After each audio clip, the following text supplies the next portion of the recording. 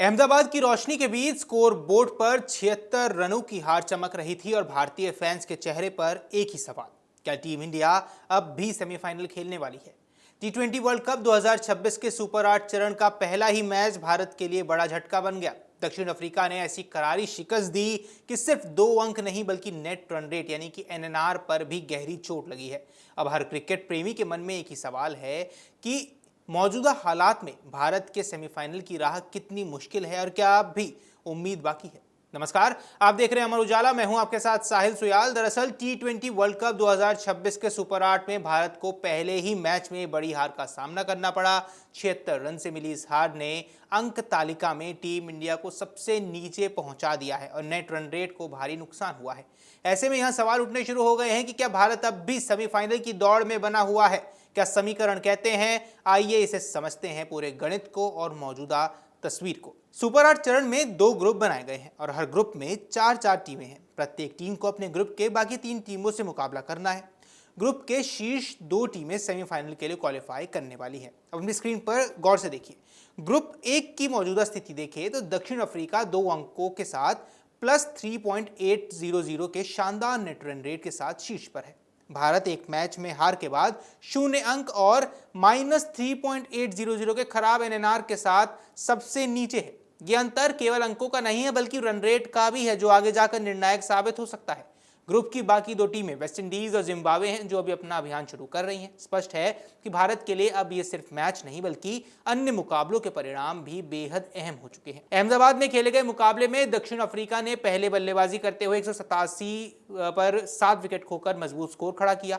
David Miller ने 63 और डेवॉल्स Brevis ने 45 में मध्य ओवरों में तेजी से रन बटोरकर भारत को बैकफुट पर धकेल दिया। भारत की ओर से जसप्रीत बुमराह ने 3 विकेट लिए, 15 रन देकर इसमें शानदार गेंदबाजी की, लेकिन अन्य गेंदबाज प्रभाव छोड़ने में नाकाम रहे। डेथ ओवरों में रन रोकने में असफलता ने मैच का रुख तय कर दिया था। 188 रन का लक्ष्य का पीछा करते हुए सूर्य कुमार यादव की कप्तानी वाली टीमें कभी भी लय में नजर नहीं आई हैं।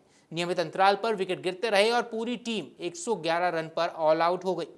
मार्को यानसेन ने 4 विकेट लेकर भारतीय बल्लेबाजों की कमर तोड़ दी। 76 रन की हार सिर्फ अंक गंवाने तक सीमित नहीं रही बल्कि इसने भारत के नेट रन रेट को -3.8 यानी कि -3.8 तक गिरा दिया, जो सुपर 8 जैसे छोटे चरण में बेहद नुकसानदेह है। अब सेमीफाइनल की राह 4 बड़े समीकरणों पर टिकी हुई है। ऐसे में आइए विस्तार से इसको समझ लेते हैं। आसान भाषा में आपको समझाएंगे क्या है ये समीकरण।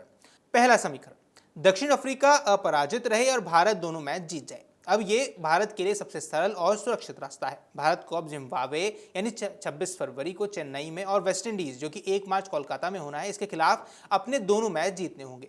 अगर भारत दोनों मैच जीतता है तो उसके अंक हो जाएंगे 4। यदि दक्षिण अफ्रीका अपने बाकी दोनों मैच जीतकर 6 अंकों तक पहुंचता है तो वो ग्रुप टॉपर बनकर सेमीफाइनल में चला जाएगा। ऐसी स्थिति में वेस्टइंडीज और जिम्बाब्वे अधिकतम 2-2 अंकों तक सीमित रहेंगे। तब भारत 4 अंकों के साथ दूसरे स्थान पर रहकर सेमीफाइनल में अपनी जगह बना लेगा। यह समीकरण भारत के लिए सबसे आसान है, लेकिन इसकी 2 शर्तें हैं। पहली, दोनों मैच जीतने होंगे। दूसरी, दक्षिण अफ्रीका का लगातार जीतना भी यहां जरूरी है। आइए ऐसे में दूसरे समीकरण पर बात कर लेते हैं, जो कि है नेट रन रेट का खेल। अब सबसे बड़ा पेच यहीं फंस सकता है।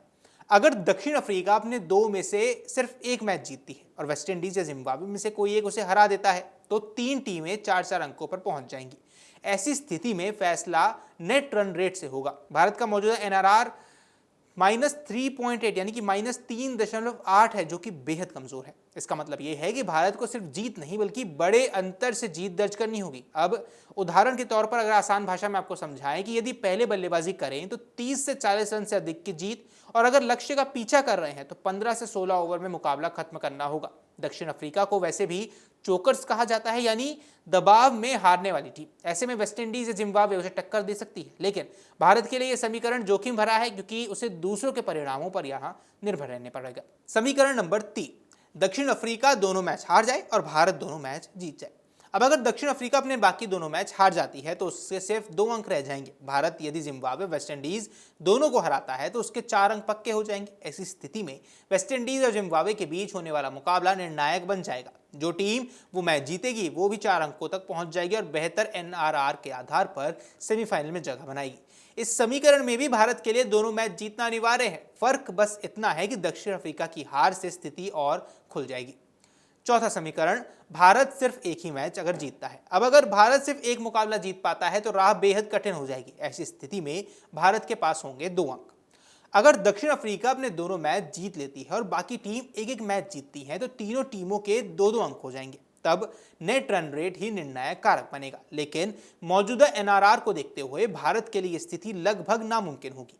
उसे अन्य टीमों की बड़ी हार और अपनी बड़ी जीत पर अब निर्भर ही रहने वाला है। अब यहाँ आइए समझ लेते हैं कि वो मुकाबले कौन से हैं जो अभी बचे हुए हैं। 23 फरवरी को वेस्टइंडीज बनाम जिम्बाब्वे है जो कि मुंबई में खेला जाने वाला है। 26 फरवरी को दक्षिण अफ्रीका बनाम वेस्टइंडीज है जो अहमदाबाद में खेला जाएगा। 26 फरवरी को ही भारत बनाम जिम्बाब्वे है जो कि चेन्नई में खेला जाने वाला है। 1 मार्च को दक्षिण अफ्रीका बनाम जिम्बाब्वे है जो दिल्ली में खेला जाएगा और 1 मार्च को ही भारत बनाम वेस्टइंडीज है जो कि कोलकाता में खेला जाने वाला है। इन मुकाबलों के नतीजे सुपर 8 की पूरी तस्वीर बदल देंगे। अब यहां आपको बता देते हैं कि भारत के सामने सबसे बड़ी चुनौतियां क्यों हैं, क्योंकि जिस तरीके से जो बल्लेबाजी रही है, चाहे वो भारत बनाम पाकिस्तान का मैच हो, भारत बनाम नामीबिया का मैच हो, चाहे भारत बनाम साउथ अफ्रीका का मैच हो, जिन कारणों से हार लगातार मिल रही थी, या यूं कहें कि साउथ अफ्रीका के साथ खेलने के बाद जो चीज़ समझ आई है, जिन कारणों से ये हार मिली है, वो है, सबसे पहला जो कारण निकल के आता है वो है बल्लेबाजी में स्थिरता।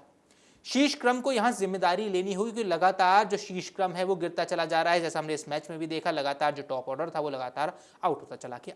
दूसरा है यहाँ डेथ ओवर गेंदबाजी। आखिरी 5 ओवरों में रन रोकना बेहद अहम रहते हैं और वहां गेंदबाजों का रोल ज्यादा अहम हो जाता है। तीसरा पॉइंट है रणनीतिक प्लेइंग 11, यानी कि सही संयोजन और संतुलन चुनना बेहद आवश्यक है। चौथा है आक्रामक अप्रोच, यानी कि एनआरआर सुधारने के लिए तेज रन गति बनानी होगी। और पांचवा है दबाव में प्रदर्शन। सुपर 8 में हर गेंद महत्वपूर्ण है। तो ऐसे में गणित साफ है, दोनों मैच जीतिए तभी उम्मीद जिंदा रहेगी। सिर्फ जीत काफी नहीं बल्कि दमदार या यूं कहें प्रचंड जीत चाहिए। 76 रन की हार ने भारत के अभियान को मुश्किल जरूर बनाया है, लेकिन दरवाजा अभी भी यहां बंद नहीं हुआ है। T20 क्रिकेट में समीकरण तेजी से बदलते हैं। एक बड़ी जीत सब कुछ पलट सकती है। अब सवाल ये नहीं है कि मौका है या नहीं है, सवाल ये है कि क्या टीम इंडिया दबाव को झेलते हुए अपने खेल का सर्वश्रेष्ठ प्रदर्शन कर पाएगी। अगले 2 मुकाबले ही तय करेंगे कि भारत सेमीफाइनल की उड़ान भरेगा या सुपर 8 में ही अपना सफर खत्म हो जाएगा। ऐसे में आपको क्या कुछ लगता है हमें कमेंट सेक्शन पर जरूर बताएं। फिलहाल के लिए इस वीडियो में इतना ही। नमस्कार।